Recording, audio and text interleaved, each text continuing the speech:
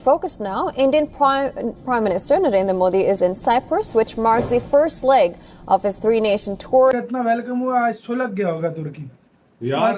असल में आसान भाषा में बोलूं, सीधे लफ्जों में तो आज सही जो है ना, तीर निशाने पर तुर्की आज नींद नहीं आएगी तुर्की को। आज 20 साल बाद कोई लीडर गया।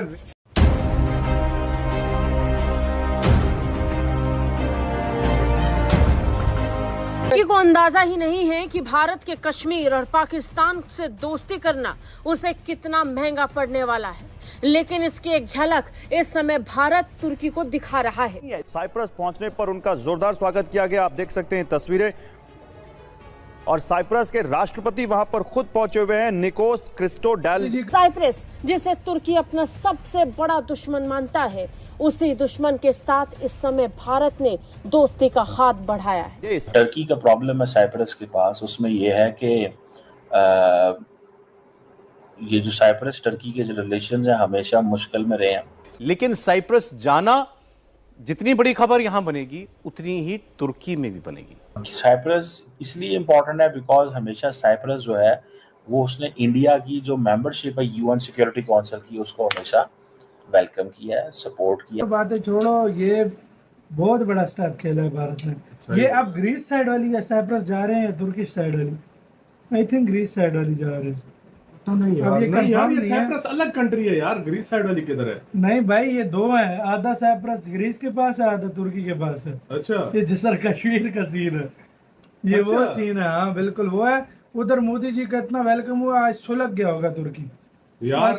असल में आसान भाषा में बोलूं, सीधे लफ्जों में तो आज सही जो है ना, तीर निशाने पर तुर्की। आज नींद नहीं आएगी तुर्की को। आज 20 साल बाद कोई लीडर गया, वैसे नहीं गया।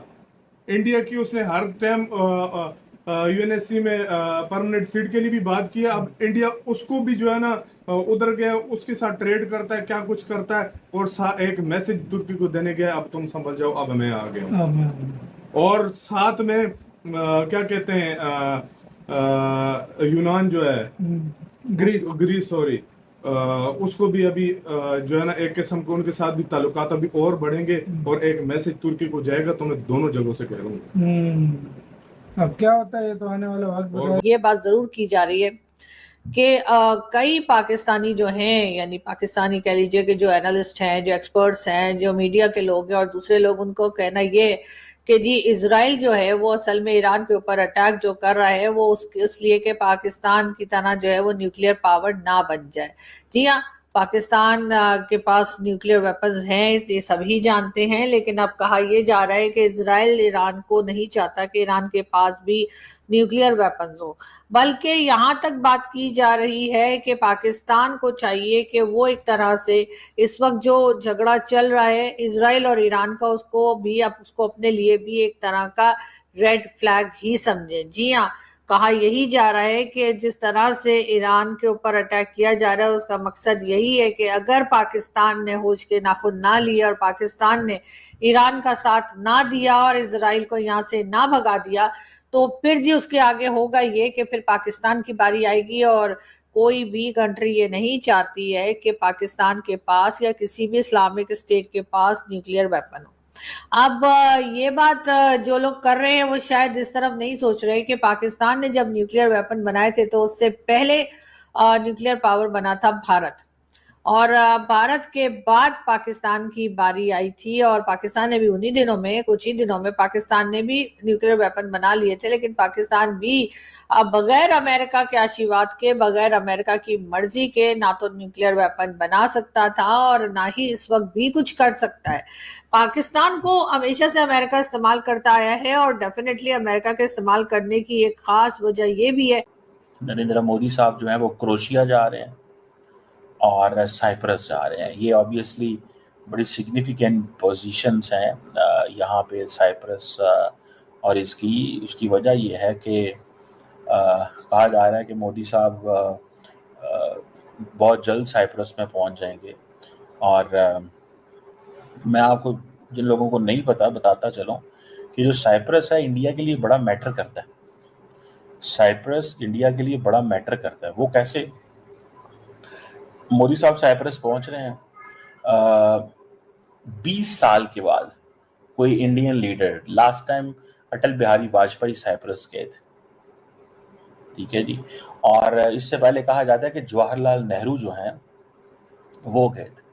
और उस वक़्त की जो जवाहरलाल नेहरू ने भी जो एक ओल्ड कनेक्शन है वो बिल्ड किया, particularly non aligned movement NAM का जो कनेक्शन है वो बिल्ड किया था। और साइप्रस की जो लीडरशिप है वो भी इंडिया आती जाती रही है माजी के अंदर में भी। और अभी इंडिया की तरफ से कहा जाता है कि बहुत सारे लीडर्स वहाँ पे गए, इंदिरा गांधी गई हैं, फिर उसके बाद वाजपेयी साहब गए थे, फिर प्रेसिडेंट पटेल गए थे 2009 में, प्रेसिडेंट रामनाथ कोविंद 2018 में गए थे जो पिछले प्रेसिडेंट थे, जयशंकर साहब 2022 में गए हैं। तो ये बड़ा इम्पोर्टेंट है साइप्रस उनके लिए।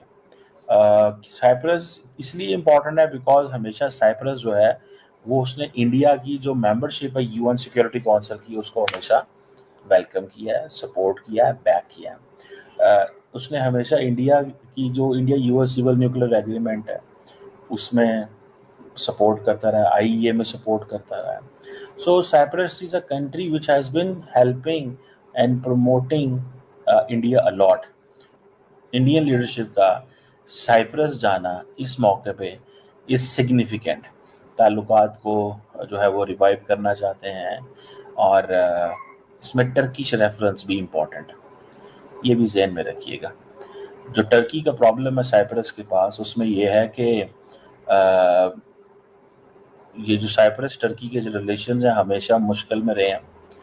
कहा जाता है कि जी टर्की जो है उसने 1974 में जो हमला किया था साइप्रस पे, उसके बाद ये आइलैंड जो है ये डिवाइड हो गया था। यहाँ पर